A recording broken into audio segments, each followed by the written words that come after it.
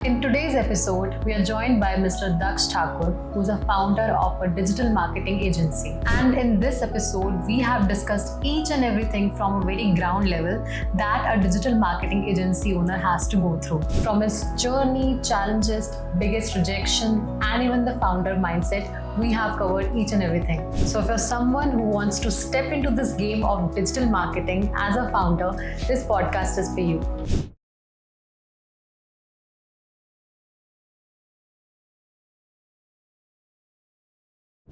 Hello, sir. Welcome to E Street Podcast. Thank you. Well, it's a pleasure to have you here. It's my pleasure.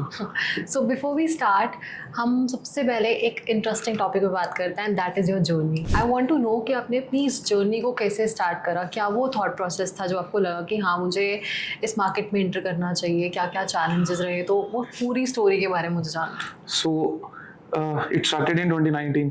उस time क्या हुआ था कि college चल रहे थे, तब ना डिजिटल मार्केटिंग जस्ट अपने बहुत इनिशियल स्टेजेस पे थी, राइट. तो उसके बाद ना पढ़ना शुरू करा, कॉलेज चल रहा साथ साथ. तब ये था कि यूट्यूब पे वीडियोस देख ली, थोड़ा इंटरेस्ट बढ़ा. तो ये बात थी लाइक लेट 2019 की. मार्च में आया कोविड, ठीक है. उस टाइम पे सब कुछ ऑब्वियसली सब कुछ बंद था, कुछ नहीं था करने को. तो इसके ऊपर और ज़रा थोड़ा फोकस करा कि लेट्स सी कैसे जाता है.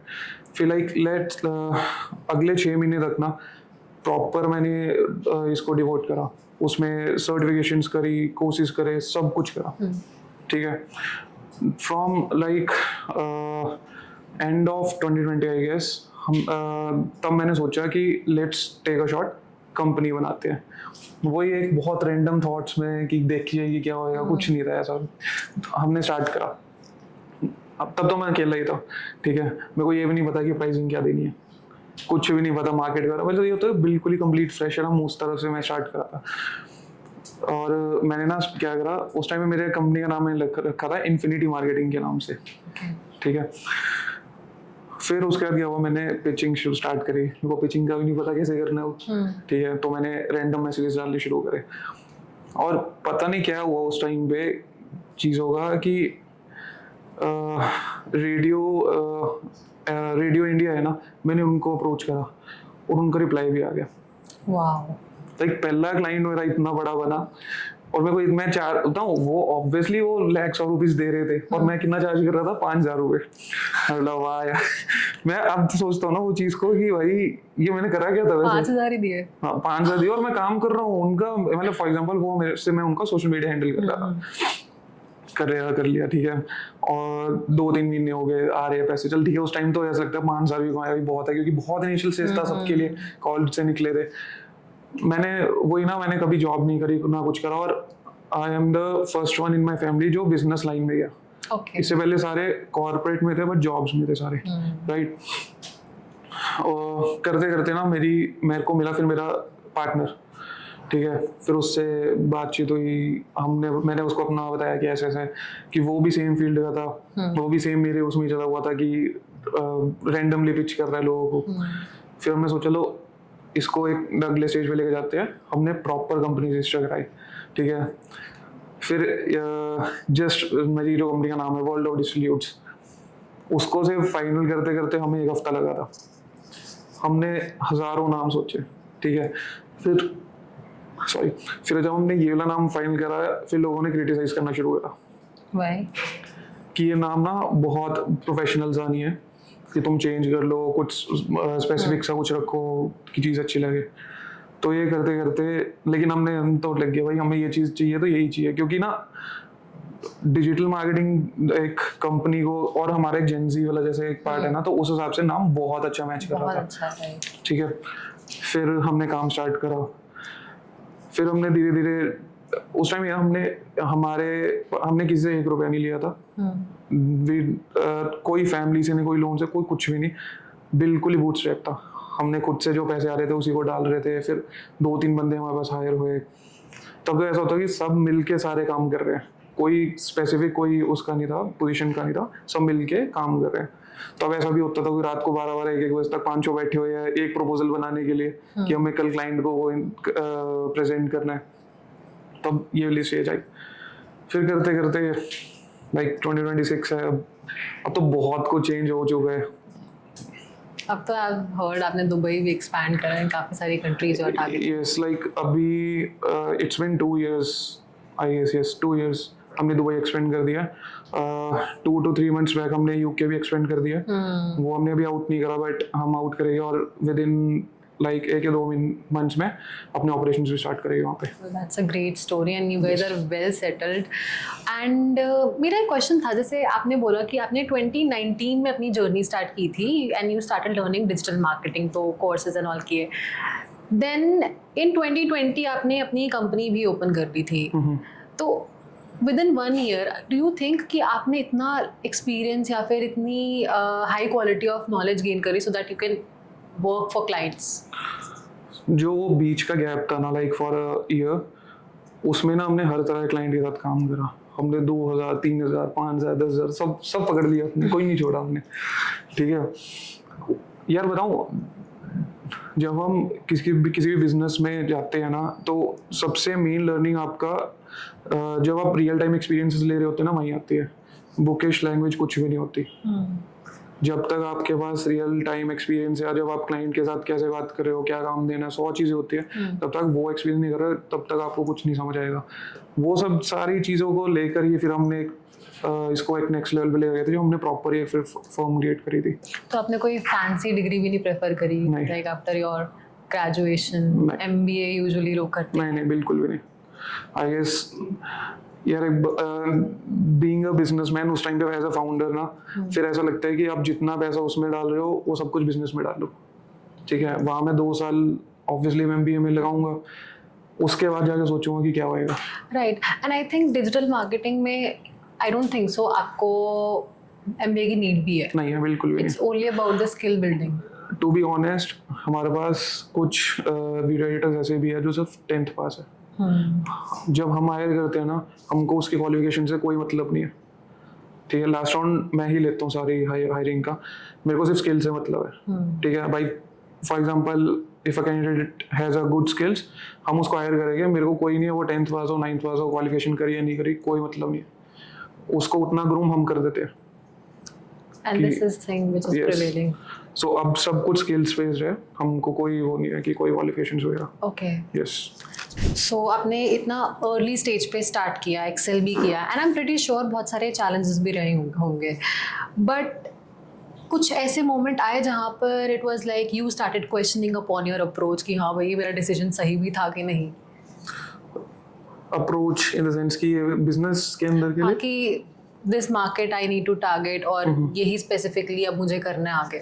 जो इनिशियल ईयर्स होते हैं ना फॉर अ बिजनेस, जैसे हम तो कम्प्लीटली फ्रेशर्स है, हमें कुछ भी नहीं पता था, तब तो ऐसा होता है कि सब चीज़ें ठीक है। ठीक है, विद एक्सपीरियंस, विद टाइम, ये सब चीज़ों के बारे में हम सोचने शुरू करते हैं कि आफ्टर 2 साल भी आप लगा लो कि 2 साल पूरी मार्केट मतलब हर तरह के क्लाइंट्स के साथ काम करने के बाद फिर पता लगता है कि नहीं भाई, ये हमारी एक्सपर्टीज है एंड ये हमारी स्पेसिफिक नीश है जिसके ऊपर हमें फोकस करना है। फिर उसके बाद प्रॉपर हम एक प्लान आउट करते हैं कि यहाँ हम अपने को, ये हमारी नीश है, इसमें हमारी एक्सपर्टीज है, तो हम इस पे ही फोकस करते हैं। लेकिन इनिशियल स्टेजेस पे कोई नहीं सोचता ये, अनटिल एंड अनलेस उसके पास कोई एक अच्छा मेंटोर या फिर कोई उसको गाइड कर रहा हो साथ में। हमारे में तो इनिशियल में कोई भी नहीं था। कोई मेंटोर, कोई गाइडेंस, सब कुछ हमारा रॉ चल रहा था, जो मन कर रहा था सब चल रहा था। एंड ये सबसे बड़ी प्रॉब्लम होती है, पता है, क्योंकि if you work in such industry, ये एक तो बहुत क्रिएटिव इंडस्ट्री है, और ऊपर से साइकोलॉजी इसमें एक अलग इंक्लूड होती है, चाहे वो क्लाइंट की हो, चाहे वो ऑडियंस की हो, कस्टमर्स की हो। तो विदाउट एक्सपीरियंस, स्किल्स भी मैं चलो ठीक है एक टाइप में बंदा आके गेन कर लेता है, but when you don't have any experience working with professionals, तो मुझे लगता है वो एक आपको एक तरह से आपके लिए बहुत बड़ी हर्डल है। उसमें क्या होता है कि फॉर एग्जांपल हम एक किसी भी मीटिंग में गए, बहुत प्रोफेशनल है सब चीज़ें, जब वहाँ से हमें रिजेक्शंस आती है ना, वहाँ पे सबसे मेन लर्निंग पॉइंट होता है हमारा। ठीक है, 1 रिजेक्शन आएगी, 2 रिजेक्शन आएगी, 3 रिजेक्शन आएगी, 4th में तो हमको पता है कि भाई क्या है क्या नहीं है, कि हमारी क्या गलतियां है, कहाँ पे हमको काम करना है क्या नहीं। बस उसके बाद वो होता है कि हम वहाँ पे इवॉल्व करते हैं और फिर सब कुछ स्मूथ हो जाता है। जब यार रिजेक्शंस जब तक नहीं आएगी ना तुम्हारे बिजनेस में, या फिर कुछ ऐसे पॉइंट नहीं आएगी ना, तब तक आप कोई तब तक कुछ सीख नहीं पाओगे।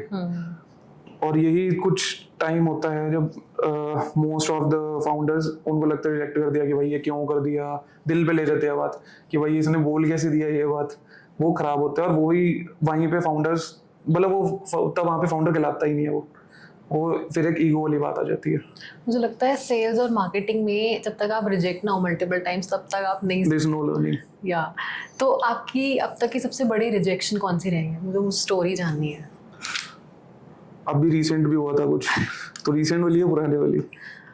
जो भी आपको लगता है अब तक की जो मेजर रिजेक्शन रही है। सबसे मेजर तो अभी हमारी रिसेंट वाली थी। दुबई में हमारा एक क्लाइंट था, like they are one of the biggest health care niche के अंदर।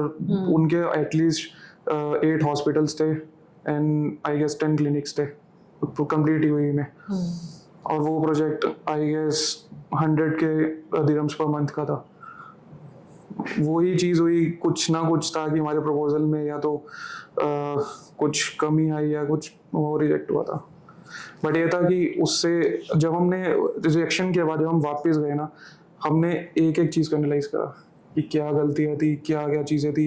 पूरे मीटिंग के हमने एक एक पॉइंटर लिखा कि क्या बात हुई थी, हमने क्या गलत बोला, फिर वहाँ पे एनालाइज करा, अपने मेंटर्स के साथ बैठे।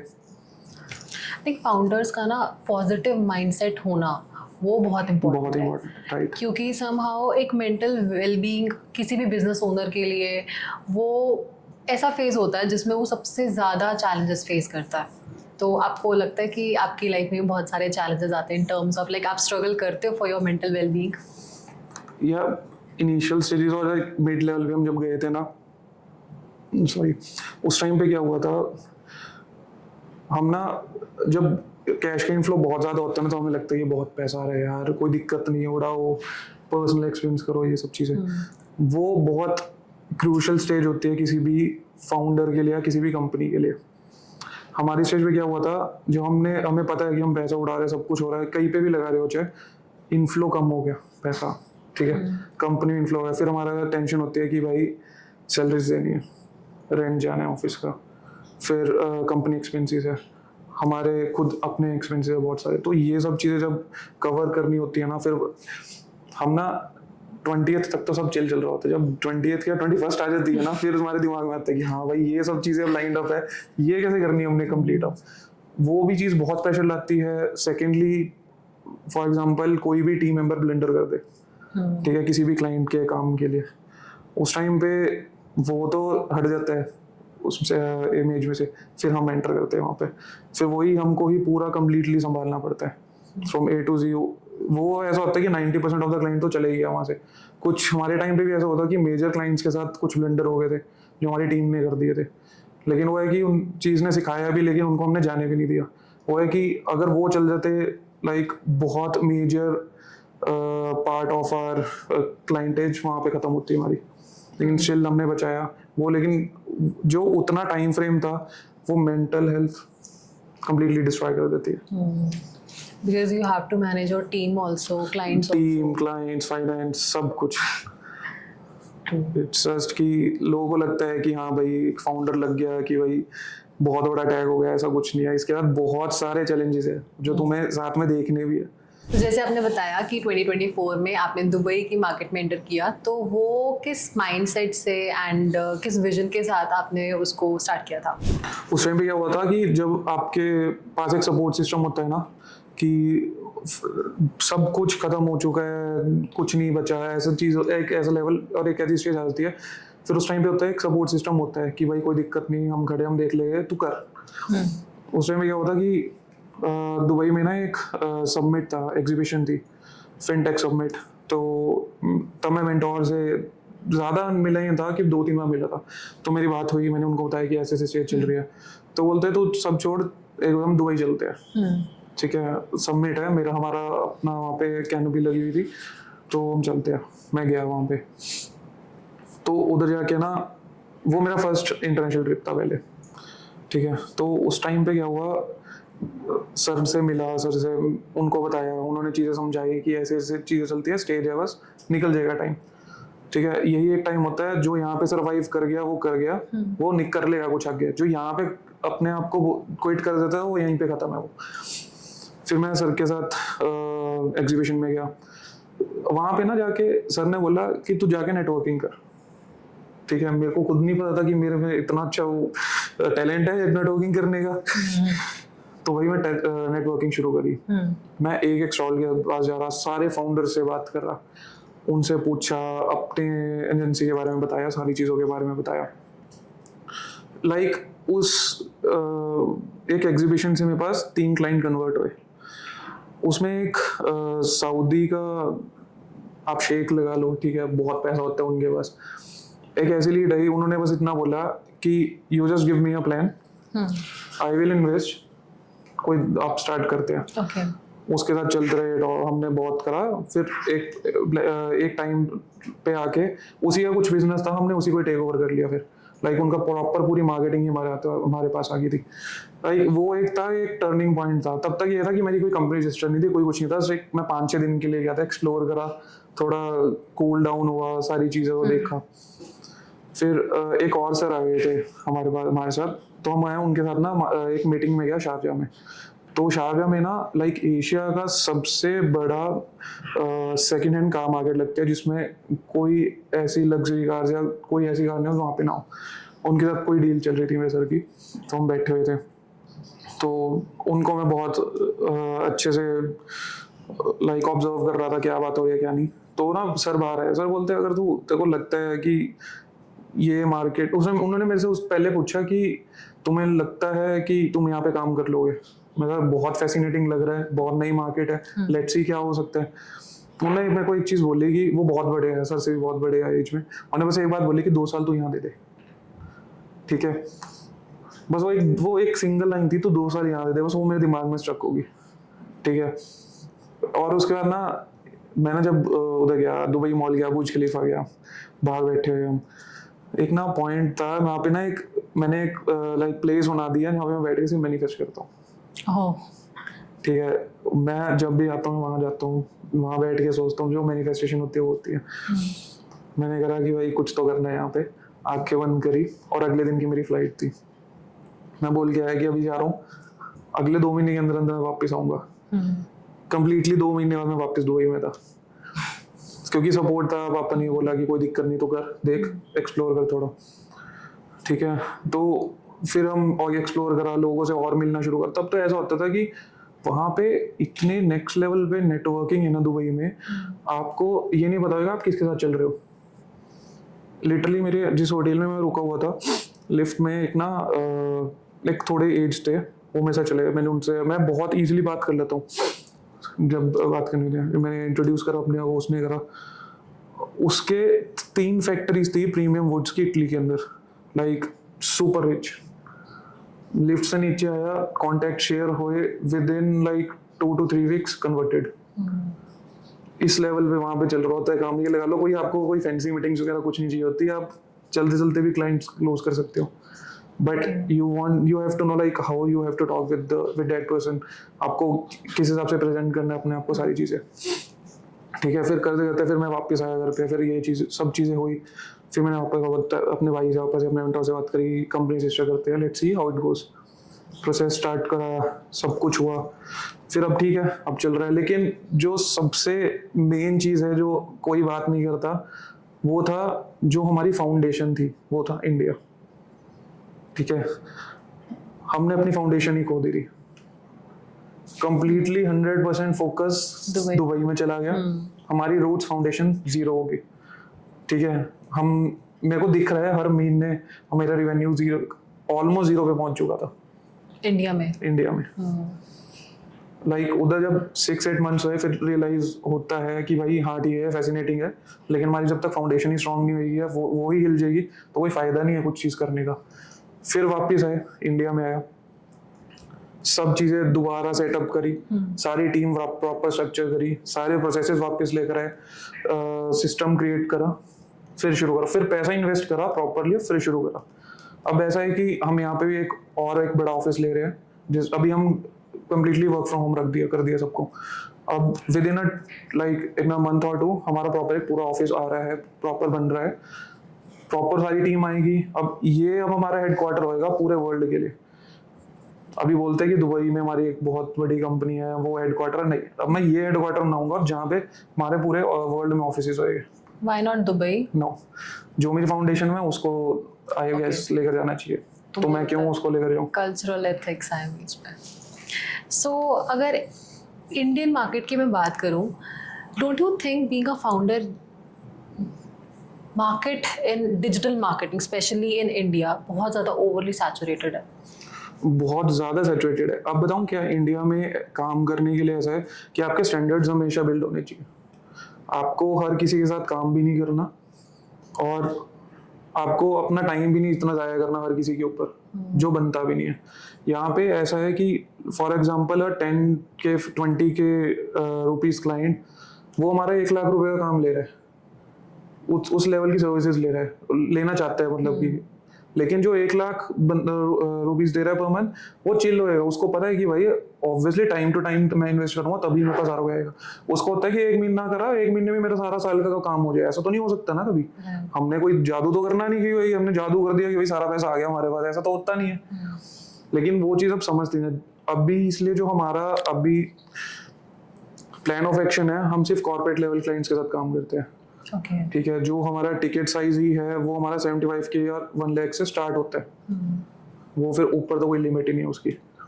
ठीक है, तो आई गेस अब हमारा प्लान्स बहुत चेंज हो चुके हैं एक्सपीरियंसेस के साथ। लॉसेस हमने बहुत चीज़ें खाई। अब ठीक है, अब पता है अपने को सारे सिस्टम्स बनाने हैं, हर चीज़ बनानी है, सब चीज़ों को स्ट्रक्चर्ड वे में चलाना है। जब तक आपके पास प्रॉपर प्लानिंग नहीं होगी ना, आपका प्लान ऑफ एक्शन नहीं होगा ना, कुछ नहीं कर सकते आप। सब चीज़ें हवा में चल रही है आपकी। मैं बहुत लोगों से मिलता हूँ, भाई मैं ऐसे कर लूँ वैसे कर लूँ, स्टार्ट कब कर रहे हो पता नहीं, आगे का क्या प्लान ऑफ एक्शन है कुछ नहीं पता। तो ये बहुत चीज़ें मैटर करती है इस टाइम पे। So seems like बहुत सारा एक्सपीरियंस और काफ़ी सारी इंडस्ट्रीज एंड मार्केट्स देखकर you guys are on track right now. Yes, initially आप ये लगा लो, starting from a 2000 rupees client till अभी मैंने सबसे हाईएस्ट क्लाइंट जो था वो 500 CR की उनकी वो थी, रेवेन्यू था जो साल में करे। मैं उस लेवल के क्लाइंट के साथ काम कर चुका हूँ। तो आई नो कि अब किसको क्या चाहिए, किस हिसाब से बात करना, वो सब चीज़ें अब है कि अब सब चीज़ें एक्सपीरियंस मिल चुका है। तो अब हम बात करते हैं अपने सबसे क्रूशियल टॉपिक पे इस एपिसोड के, that is why most digital marketing agency fail in India, specially in India. क्योंकि मैंने ये पैटर्न बहुत नोटिस करा है कि इस इंडस्ट्री में एंटर करना बहुत ईजी है, बट बीच में एग्जिट करना भी बहुत ज़्यादा ईजी है।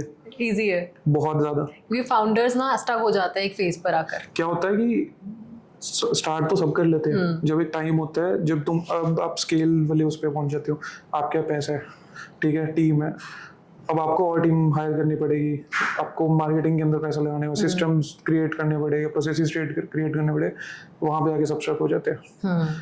जब उनको दिखता है ना कि भाई फॉर एग्जांपल किसी के पास अच्छा खासा कैश फ्लो आ रहा है, उनको 10 बंदे हायर कर लिए ना, वो कैश फ्लो खत्म हो जाता है। तब तक तो दिख रहा है कि हाँ भाई पैसा है, पैसा बहुत ज़्यादा। फिर वहाँ पे वो स्टक होते हैं, फिर वो वापस से करते हैं, फायर करना शुरू करते हैं अपने टीम को। जहाँ वो फायर करेंगे वो डिलीवर नहीं कर पाएंगे, वहाँ पे कंपनी स्टक हो जाती है। फिर उनको लगता है कि भाई ये चीज़ें नहीं वर्क कर रही तो हमें हट जाना चाहिए, वहाँ पे खत्म हो रहा है। सेकेंडली जो सबसे मेन पॉइंट है अब भी एजेंसीज का, they are not delivering results. ठीक है, अब भी एजेंसीज का मतलब है आप सोशल मीडिया संभाल रहे हो, ठीक है, आपने पोस्टिंग कर दी, ठीक है, आपने डिज़ाइन करके डाल दिया, इसको मार्केटिंग नहीं कहते मेरे हिसाब से, तो नहीं कहते भाई। देखो जो मेरे क्लाइंट्स है, जो हम डिलीवर करते हैं, अब हम फॉर एग्जांपल मैं किसी भी क्लाइंट के साथ के पास गया, ठीक है, मैं उसको सर्विसेज बेचता ही नहीं, ना उसके साथ किसी सर्विसेज के बारे में बात करूँगा।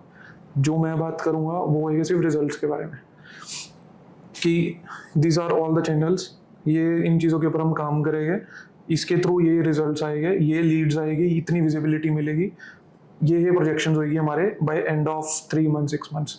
ठीक है, हमारा कोई भी क्लाइंट कम से कम 6 महीने से कम होता ही नहीं है, क्योंकि हमें पता है हम 6 महीने में क्या क्या रिजल्ट उन्हें डिलीवर कर सकते हैं। राइट, अभी क्या होता है कि अभी सो कॉल्ड एजेंसीज जो बोलती है अपने आप को कि भाई हम आपका सोशल मीडिया को डेकोरेट कर देते हैं, जब मैट्रिक्स और एनालिटिक्स की बात आती है वो वहाँ पे क्या शोकेस करते हैं कि सर हमने देखो ये रीच दिखा दी, इतनी एंगेजमेंट आ गई, इतने फॉलोअर्स बढ़ा दिए। भाई उनको क्या लेना देना उससे? जब तक एक बिजनेस के पास उनके पास अपना बिजनेस उनका ग्रो नहीं करा, तो वो चीज़ करने का क्या मतलब है?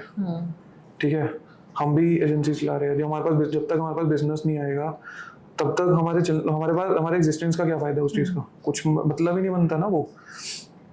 तो सबसे मेन पॉइंट ये है कि इस वजह से बहुत सारी फेल कर रहे हैं। अब तभी फ्रीलांसर्स ने बहुत ज़्यादा काम खराब करा हुआ है, टू बी ऑनेस्ट। वो इतना अंडर पे कर देते हैं कि भाई वो वैल्यू ख़त्म कर रहे हैं इस टाइम पे, पूरी मार्केट ख़राब कर रहे हैं। ठीक है, ये मेरा खुद पर्सनल प्रॉब्लम नहीं है, बहुत सारों की हुई है। अगर ठीक है, फ्रीलांसर्स भी बहुत अच्छे हैं जो ठीक चार्ज भी कर रहे हैं और रिजल्ट्स भी प्रोवाइड कर रहे हैं। अभी ऐसा भी क्या होता है, हमारे पास मेजर क्लाइंट्स वो आते हैं जो इनके साथ उनका एक्सपीरियंस बहुत बहुत ख़राब होता है, पैसा लेके गुम, कुछ नहीं पता कहाँ है, फ़ोन नहीं उठा रहे, कोई एग्जिस्टेंस नहीं, क्योंकि उनके पास कोई ऑफिस नहीं है, कोई कोई फिजिकल स्पेस नहीं है उनके पास, बंदा कहाँ जाए, कुछ भी नहीं है, राइट। ये भी बहुत सारी चीज़ें होती है कि जो मार्केट को डिसरप्ट भी कर रही है और यहीं पे एजेंसीज ख़त्म भी होती जा रही है। थर्ड इज़ कि सबको ना पैसा आता हो तो अच्छा लगता है, लेकिन हर एक का एक पॉइंट ऑफ एक स्टेज लगा लो जहाँ पे उनके पास लॉसेस बहुत आते हैं। कि बिजनेस आपको एक ऐसा एक्सपीरियंस देता है कि उसमें सब कुछ मिलेगा आपको, हाईज लोज सब कुछ। बंदों को प्रॉफिट्स आते हैं, बहुत अच्छे लगते हैं, लॉसेस कोई नहीं झेलता। 10 बंदों में से 6 बंदे यहीं से क्विट कर देते हैं, जैसे उनको दिखता है कि भाई पैसा खत्म हो रहा है, जा रहा है, यहीं से क्विट करके खत्म। यहीं पे एजेंसीज भी फेल होती है। जो यहाँ पे इस टाइम को निकाल गया वो ही ऑब्वियसली सक्सेस को अचीव कर पाएंगे। And the last point and the most important point is every founder और the owner of the company, उसको हर रोज ही has to show himself every single day. ठीक है, आप बोलो कि भाई मैं अपना चिल कर रहा हूँ, टीम अपने आप देख रही है, ऐसे नहीं चलता। जब तक आप उसके अंदर प्रॉपरली इन्वॉल्व नहीं होंगे, प्रोसेसेस के अंदर, प्रॉपर स्ट्रक्चर्स के अंदर, प्रॉपर लीडरशिप के अंदर, रोल के अंदर, कुछ नहीं होने वाला। टीम 2 मिनट क्या 1 महीने के अंदर टीम खराब होने में टाइम लगता है क्या? क्लाइंट्स 1 महीने में खत्म हो सकते हैं किसी के भी। तो ये सब चीज़ें हैं। इट्स लाइक बहुत बहुत सारी चीज़ें हैं जिसको तुमको ध्यान रखना है, बट नहीं करते। सबको एक फाउंडर टैग, वही सेम बात, फाउंडर टैग अच्छा लगता है, लेकिन उसके साथ जो बहुत सारे रिस्पॉन्सिबिलिटीज़ है वो कोई नहीं चाहता। फ्रीलांसर्स का पॉइंट जैसे आपने भी मेंशन किया था, तो even Indian clients also they are not ready to pay. So freelancers, मुझे लगता है कि they are someone who helps such kind of clients out, and जो कंपनीज है, एजेंसीज हैं, उनको अपना टारगेट क्लाइंट बेस ही चेंज करना चाहिए। इसके अंदर आप ये लगा लो कि अब हमारी बात करो, ठीक है, अब हमने ना सारी चीज़ों का एक्सपीरियंस लिए, ठीक है, अब ऐसा है कि हमने अब स्टैंडर्ड सेट कर दिए। हमें पता है हमने किसके साथ काम करना है, हमने हर किसी के साथ भी काम नहीं करना, हम कोई जनरलाइज्ड बनने नहीं चाहते। हमको वही क्लाइंट चाहिए जो प्रॉपरली अपने आप को ना इंडल्ज भी करे उस चीज़ के अंदर कि हम रिजल्ट देने के लिए रेडी है, लेकिन तुम्हें भी अब हमारे साथ थोड़ा सा इंडल्ज होना पड़ेगा, because at the end of the day आपका ही बिजनेस ग्रो कर रहा है, राइट। ठीक है। और वहाँ पे अब वही सेम चीज़ लो पेइंग क्लाइंट्स में क्या होता है, उन्होंने पैसे दिए, बस हर दूसरे दिन फ़ोन, और ये नहीं हुआ, वो नहीं हुआ, ऐसे नहीं चलता था। तभी अब ऐसा है हमारा कि हम स्टैंडर्ड सेट है, हमें पता है जब हम कोई प्रपोजल देते हैं ना फॉर 6 months किसी भी क्लाइंट को, उसमें कम्प्लीटली सारी प्रोजेक्शंस ऑलरेडी होती है, ठीक है। प्रोजेक्शंस जो होती है उसके अंदर एक नीचे नोट भी लिखा होता है कि ये 10-20% ऊपर जा सकते हैं, 10-20% नीचे भी जा सकते हैं। तो ये चीज़ माइंड में लेके चलना है। एक अच्छा बिजनेसमैन इस चीज़ को समझेगा, वो अंडरस्टैंड करेगा इस चीज़ को। लेकिन जिसको नहीं समझना, उसको है कि 2 महीने कर लिया, छोड़ दिया, उसके लिए हमने काम भी नहीं करना और ना हम करते।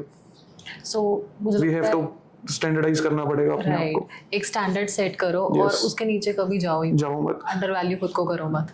वही गलतियां करते हैं एजेंसीज लेट्स से कि वो 50 के चार्ज कर रहे हैं, अब क्लाइंट बोले मेरा बजट नहीं है, नहीं सर हम 40 के में कर दें, नहीं है 30 के में, तो इतना नीचे उतर जाते हैं कि उनका कोई लेवल ही नहीं रहता फिर। वो अपने लेवल्स खराब कर देते हैं, उनका खुद का, उनकी आइडेंटिटी खुद की खराब हो जाती है उसमें। तो मुझे लगता है बहुत सारी एजेंसीज ऐसी हैं वो इनिशियली बहुत ओवर प्रॉमिसिंग में जाती है कि हम आपको इतने में इतना दे देंगे, तो वो समहाउ वो साइकोलॉजी में बैठ चुका है जो ऐसे क्लाइंट्स होते हैं कि इतना तो मिलता ही है। इंडियन क्लाइंट्स में क्या होता है, उनको थोड़े में बहुत सारा चाहिए होता है, वही ठीक है। उनको ऐसा है कि भाई मैंने 10 रुपए इन्वेस्ट करे हैं ना, मेरे को 10 का 100 हो जाए सीधा ही, ऐसा नहीं होता ना। और हर चीज ना टाइम मांगती है, कंसिस्टेंसी मांगती है, वो नहीं समझते लोग। Client mindset I would say in India is the major problem. और बहुत मेजर प्रॉब्लम है। दूसरा, आप अपनी खुद को कभी अंडर वैल्यू मत करो, अपनी सर्विस को। यार हमें पता है, हमें कॉन्फिडेंस है कि भाई हम ये रिजल्ट्स आपको प्रोवाइड कर सकते हैं, तभी हम जाके सामने बोल रहे हैं ना। अब मैं बोल दूं कि मैं ये भी कर दूंगा वो भी कर दूंगा, जो हो ही नहीं सकती चीज, तो मैं क्यों आगे जाके वो चीज प्रेजेंट करूं। वहीं पे फिर खत्म होती है कंपनीज, वो बोल के तो बहुत चीजें चल जाती है, करते कुछ भी नहीं है। और वहीं पे क्लाइंटेज खराब होता है। जब वो सेकंड एजेंसी के पास जाते हैं ना, फॉर एग्जाम्पल उसने सीधा ही उसको बोल दिया कि हम 1 लाख आपको इन्वेस्ट कर रहे हैं, तो वो 1 लाख से 50, उनका वहीं पे 50% उनका खत्म होता है कि हमें कॉन्फिडेंस ही नहीं है कि तुम कर भी पाओगे नहीं कर पाओगे। वहीं पे फिर क्लाइंट भी खराब होता है उसका। अगर उनका जो जितना इन्वेस्ट कर रहे होते हैं वो भी इन्वेस्टिंग पावर भी खत्म होती है वहाँ पे, कि उनको खुद ही कॉन्फिडेंस नहीं इस चीज़ का। यूजुअली जो पैटर्न मैंने नोट करा ना स्टार्टअप्स में, कि जब वो इनिशियली स्टार्ट करते हैं से बहुत अच्छा जा रहा है, बट जहाँ वो हायरिंग करनी उन्होंने स्टार्ट करी तब उनको लगता है कि हाँ प्रॉफिट्स डिस्ट्रीब्यूट होने स्टार्ट हुए हैं। But at the one point मुझे लगता है कि हायरिंग भी इंपॉर्टेंट ही है, फिर अपने ऑपरेशंस को वो कैसे मैनेज कर पाएंगे। तो ये एक पैराडॉक्स है जिसमें कोई भी फाउंडर बहुत इजीली फंस सकता है। यस यार, हायरिंग, आपके पास क्लाइंटेज आ जाएगा, देखो क्लाइंट आना कोई बहुत बड़ी बात नहीं है, कन्वर्ट हो जाते इजीली, कोई दिक्कत नहीं है। द थिंग इज कि आप उसको डिलीवर कैसे कर रहे हो, पोस्ट लाइक उसका पोस्ट सेल्स एक्सपीरियंस कैसे है। हमारा ऐसा है कि हमारा एक CSR ना हमेशा क्लाइंट के साथ अवेलेबल रहता है पूरे। उनको हम, हमारे में क्या होता है, हम एक स्पेसिफिक टाइम फ्रेम दे देते हैं कि सर ये हमारे वर्किंग आवर्स है, हम प्रॉपरली आपके साथ एक बंदा डेडिकेटली आपके साथ रहेगा, कोई प्रॉब्लम हो साथ के सॉल्यूशन रहेंगे।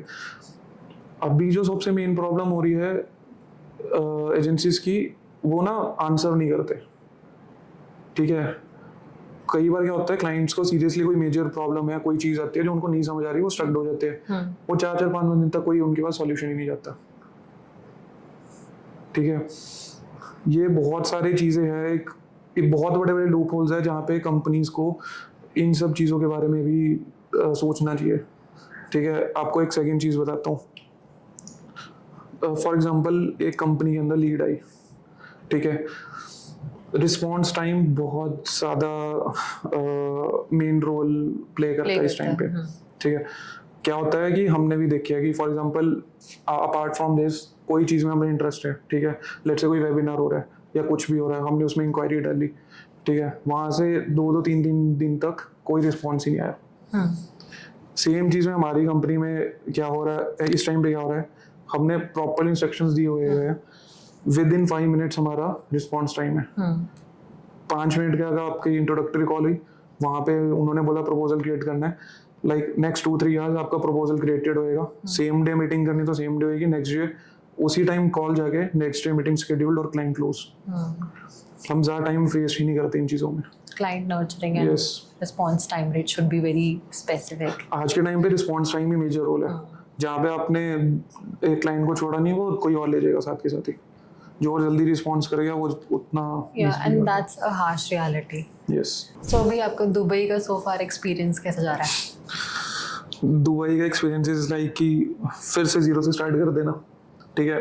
इनिशियल टाइम पे तो कोई टीम नहीं होती थी, कुछ नहीं है, सब कुछ जीरो से खुद से ही करना है।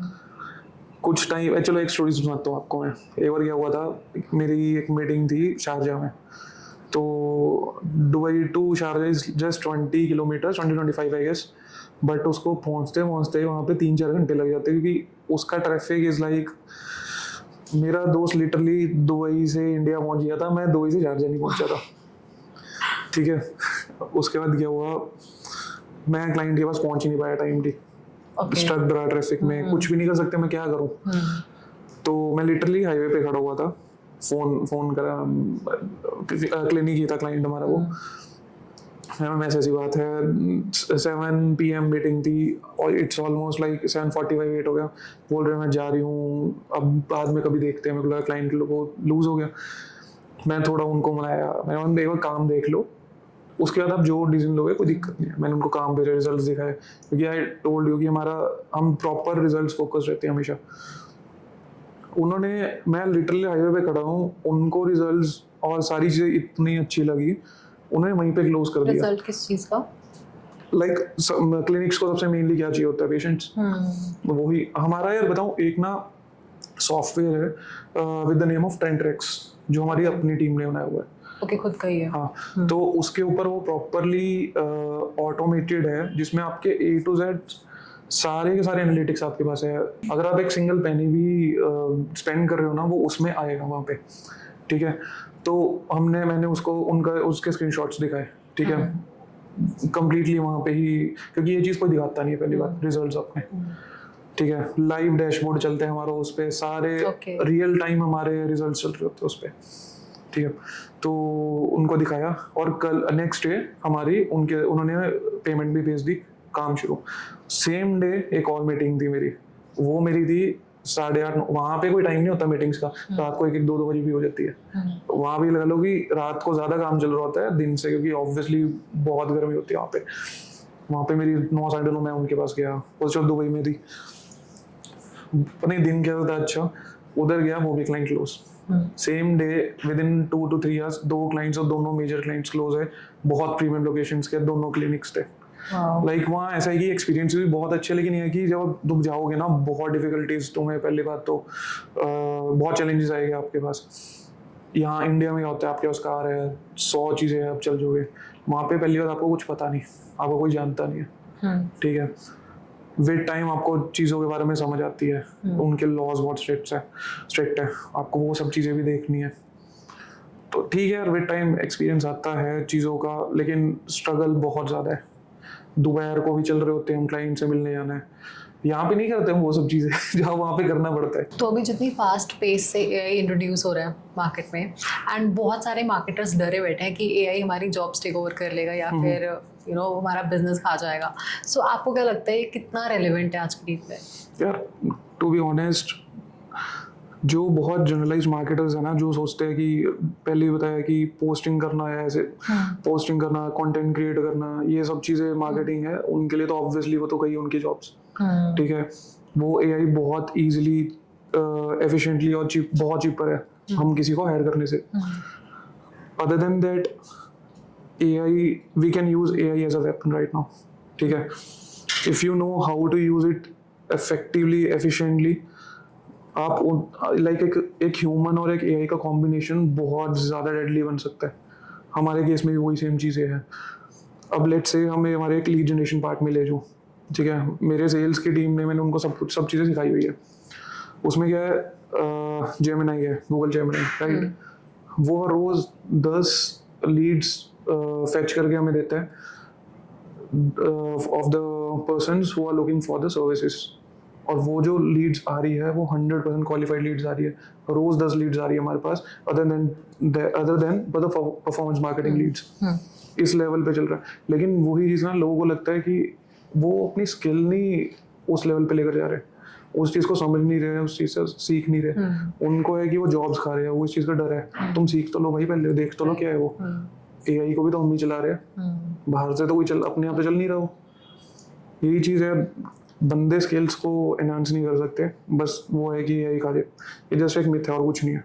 AI को एज अ कैटलिस्ट हम ट्रीट करें, so that would be very efficient for every business owner, but somehow अभी जैसे मैं go through हुई थी कुछ previous data से, तो कुछ % टेक ओवर किया है। It was, I'm not pretty sure about it, maybe it was 13% or 14% last year में। तो इतनी मार्केटर्स की जॉब somehow वो टेक ओवर किया है। सबको स्किल सेट के ऊपर है ना। अगर आपका स्किल्स उस लेवल पे नहीं है, अगर आप वो चीज़ नहीं डिलीवर कर पा रहे खुद से, तो वो ऑब्वियसली कंपनी तो अपना पैसा बचाएगी।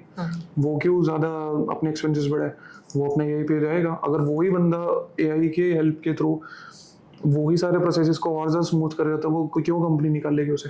ओके, सो डिजिटल मार्केटिंग में कौन से ऑपरेशंस हम एआई के थ्रू बहुत इजीली या स्मूथली रन कर सकते हैं? सो द मेन इज़ आप अपने प्रोसेसेस बहुत इजी बना सकते हो, अपनी रिपोर्टिंग बहुत इजीली कर सकते हो, आपका लीड जेन पार्ट बहुत इजी हो सकता है if you know how to prompt the AI कि आपको क्या चाहिए क्या नहीं चाहिए, ठीक है। आपका कंटेंट पार्ट बहुत इजी हो सकता है जिसमें बहुत कंपनी स्ट्रगल करती है, ठीक है। बट द थिंग इज़ वही सेम चीज़ आपको करना आना चाहिए, दैट इज मोर इम्पोर्टेंट। सब कुछ हो सकता है, करना आना चाहिए आपको। You have to learn the certain skill. नहीं करते लोग आज के टाइम पे लर्निंग के ऊपर कोई भी नहीं फोकस कर रहा लर्निंग के ऊपर। सबको है जो चल रहा है चलते रहने दो। This is not like 2023 we can say. सब कुछ इवॉल्व हो चुका है। जो वहाँ पे काम जो चीज़ 2023 में वर्क कर रही थी 2026 में कुछ भी नहीं कर रहा वो। और यू नो कि आज के टाइम पे कैसे चीज़ें आ रही है, टेक्नोलॉजी आ रही है, एआई आ रहा है, तो आपको साथ साथ रहना पड़ेगा, वरना आप ऑब्वियसली आप पीछे रह जाओगे और रहेगी आपकी जॉब गई। अगर 2023 या 24 को भी मैं लूँ ना तो स्टिल इट्स वेरी आउटडेटेड। मैं बात करी 25 और 26, इसके बीच में कौन सा आपको मेजर ऐसा शिफ्ट देखने को मिला? Not in terms of digital AI, it could be anything. See like starting from 2025 to 2026 बहुत चीज़ें इवॉल्व हो चुकी है अभी राइट नाउ। सबसे मेन चीज़ तो एसईओ डेड हो चुका है। पहले क्या होता था, एजेंसीज काम कर रही होती कि हम भाई आपको फर्स्ट रैंक करेंगे, ठीक है। अब क्या होता है कि लेट्स से गूगल एआई सबसे ऊपर ले आता है, वहाँ पे एसईओ अब कुछ प्ले नहीं कर रहा, अब प्ले करता है AEO, answer engine optimisation. So अगर आप एईओ भी कर रहे हो तो you will be like winning हर जगह, ठीक है। अभी क्या होता है कि आप जितना मर्जी पैसा एसईओ में डला दो, आप फर्स्ट भी आ जाओ, लेकिन सबसे पहले जो आंसर्स आएंगे वो होंगे हमेशा गूगल एआई के, ठीक है। तो वो चीज़ एक तो ख़त्म हो रही है। सेकंड चीज़ इज़ कि आपका कंटेंट पार्ट, ठीक है। सबको पता है एआई कंटेंट बना देता है, लेकिन जो अभी डोमिनेट कर रहा है वो है कि एआई ह्यूमनली कंटेंट कितना बना रहा है और कैसा बना रहा है, किस लेवल पे बना रहा है। 25 to 26 बहुत इवॉल्व हो चुका है। यू नो बहुत सारे ऐसे कंटेंट क्रिएटर्स भी हैं, फॉर एग्जांपल हमारी ही फील्ड के, जिन्होंने पिछले एक साल से शूट भी नहीं करा। सारा कुछ उनका एआई, सारी वीडियोस उनकी एआई बेस्ड है। और इसके अलावा yes, the third and the most important thing is matrix. पहले मैट्रिक्स के ऊपर इतना कोई प्रॉपर उसको हम मेजर ही नहीं कर पा रहे थे। एआई आने के बाद हर चीज़, एक मैट्रिक्स, एनालिटिक्स, सब चीज़ें उनकी मेजर हो रही है कि like what is coming, what is going out, single day, मतलब फॉर मंथ, ईयर, सब चीज़ें अब एआई खुद टेक ओवर कर रहा है एंड लाइक प्लानिंग, एग्जीक्यूशन सब कुछ कर रहा है। सो लोगों को डरना चाहिए इससे, स्पेशली सेम चीज़, अपना स्किल सेट बढ़ाओ, डरने की कुछ भी नहीं है ऐसा। एंड आने वाले जो अपकमिंग जितने भी ईयर्स हैं उसमें आप क्या फोरकास्ट कर पा रहे हो कि एआई कितना ग्रो कर जाएगा? एआई अभी कुछ भी नहीं है, इट्स जस्ट 10-15% आई गेस। जो अब आने वाला है, जो हम प्रोजेक्ट कर रहे हैं ना, वो ये लगा लो फिर सब कुछ हमारे वॉइस कमांड्स पे भी चल रहा होगा कि वी वांट दिस, सब कुछ आ रहा होगा हमारे पास। वो अभी भी है लेकिन वो बहुत इवॉल्व करेगा। सेकेंडली वही ह्यूमनली इफेक्ट। अभी एआई उस लेवल पे नहीं जा रहा जिस लेवल पे हम अभी सोच रहे हैं। फिर उसके बाद प्रॉपर पूरा ही वो ह्यूमनली इफेक्ट लाएगा कि आपके सामने एक ह्यूमन ही है जो बात कर रहा है, फिर वो ही कंटेंट में है जो सामने हमने बोला है उसको करने के लिए। I think it's a threat क्योंकि पहले सेफ अगर एक काम को करने के लिए वी रिक्वायर्ड 10 पर्सन। अब एक पर्सन जिसके पास स्किल है, जो जानता है कि एआई के थ्रू हम कैसे काम करवा सकते हैं, तो उसके लिए 1 person is enough. For example अगर आप एक स्ट्रेटेजिक पोजीशन पे हो, आपको स्ट्रेटेजीज बनानी है, आप एआई की हेल्प ले रहे हो, लेकिन आपको ये पता है कि उस एआई के थ्रू आप किस लेवल पे स्ट्रेटेजीज क्रिएट कर सकते हो। बेसिक सब बना देते हैं, जीपीटी भी बनाता है, क्लाउड भी बनाता है, लेकिन जब आप प्रॉम्प्टिंग उस लेवल के लिए जाते हो ना, बहुत डीपली उसको बोलते हो ना कि भाई ये सब चीज़ें बतानी है मेरे को, ये अपने प्रपोजल के अंदर शेयर करना है, तब मेनली चीज़ें आती है। सारी गेम प्रॉम्प्टिंग की आ चुकी है अभी। अब लेकिन मेरा जो एक पर्सनल ओपिनियन है, एक स्किल सेट लो, उसकी एक्सपर्टीज लो, जो इवॉल्व हो रहा है साथ साथ उसके साथ चलते रहो। जहाँ पे छोड़ा आप गए और आपकी जॉब गई, ख़त्म है वहाँ पे। ओके, एक ना मुझसे क्वेश्चन स्किप हो गया जब हम बात कर रहे थे रिगार्डिंग जो अब करंट सिनेरियोस चल रहे हैं डिजिटल मार्केटिंग एजेंसीज़ के इंडिया में। तो यूजुअली क्या होता है, मतलब कुछ एजेंसीज ऐसी हैं कि they provide full stack solutions और कुछ होते हैं बड़ी नीश स्पेसिफिक होती हैं। तो व्हाट डू यू थिंक कि कौन सी अप्रोच बेटर है? One stop solution best. अगर अभी बताऊं क्या हो चुका है, जो हमारी क्लाइंटेज है ना, सबको होता है कि हमें एक जगह सब कुछ मिले, वो 10 जगह नहीं जाएंगे। One stop solution is the best. आपके पास क्लाइंट 110% क्लोज होएगा ही होएगा। फॉर एग्जांपल, मैं फुल स्टैक सोल्यूशन दे रहा हूँ, आपसे सोशल मीडिया मार्केटिंग दे रहे हो, राइट? अब उसने बोला उसको वेबसाइट भी चाहिए, एसईओ भी चाहिए, सब कुछ चाहिए, तो मेरे पास आएगा, आपके पास आएगा। वो ये तो है नहीं कि 3 चीजें मेरे को दी, एक चीज आपको दी, फिर वो दोनों के साथ कम्युनिकेट भी करेगा। ऐसा तो हो नहीं सकता, क्योंकि आज के टाइम पे टाइम नहीं है किसी के पास। उसको है कि ये प्रॉपर रिस्पॉन्सिबिलिटी है, फिर ये मार्केटिंग स्टफ इस एजेंसी को दे दी, काम खत्म वहीं पे। उनके पास प्रॉपर रिपोर्टिंग हो रही है, हर चीज की हो रही है, बस। So A to Z, Yes. all solutions to be provided within one umbrella. That's Right. the approach. So मुझे लगता है अभी तक हमने बहुत रियल पॉइंट्स डिस्कस किए हैं and thank you so much, आपने इतने ग्राउंड लेवल पर आके ये सारी कॉन्वर्सेशन की है। सो अगर मैं पूरी कॉन्वर्सेशन को कंक्लूड करना चाहूँ तो what would be your message to all the aspiring founders जो डिजिटल मार्केटिंग की फील्ड में जाना चाहते हैं? टू बी ऑनेस्ट, मैं एक बहुत हार्श रहेगा न्यू फाउंडर्स या जो अभी स्टार्ट कर रहे हैं उनके लिए। लोग बोलेंगे कि you just love your journey, flow के साथ चलो, देख लो क्या होएगा। भाई ऐसे काम नहीं चलता बिल्कुल भी। बहुत ग्लैमरस, बहुत कोई फेरी टेल टाइप नहीं होती है चीज़ें। बट द थिंग इज, बहुत डिफिकल्टीज आएगी, चैलेंजेस आएंगे। एक टाइम पे ऐसा भी हो जाएगा कि when you are thinking like nothing is working right now, everything is falling apart, right? उस टाइम पे जो सर्वाइव करेगा वो सक्सेस की तरफ जाएगा, जो नहीं करेगा वो वहीं पे क्विट करेगा। सो get ready for all the hurdles. इतना इजी मत समझना इस चीज़ को। तो this my only suggestion for the new founders. Thank you so much, इतनी इस कॉन्वर्सेशन को आपने वैल्यू दी है आज, एंड जिस एनर्जी के साथ आपने पूरी कॉन्वर्सेशन की है, हमें बड़ा मज़ा है आपसे बात करके। एंड आई होप आपको भी बहुत ज़्यादा ये कॉन्वर्सेशन हमारी इंफॉर्मेशनल लगी होगी एंड बहुत वैल्यूज़ मिली होंगी, इंसाइट्स मिली होंगी। And till then keep on watching E Street podcast. See you in the next episode. Bye.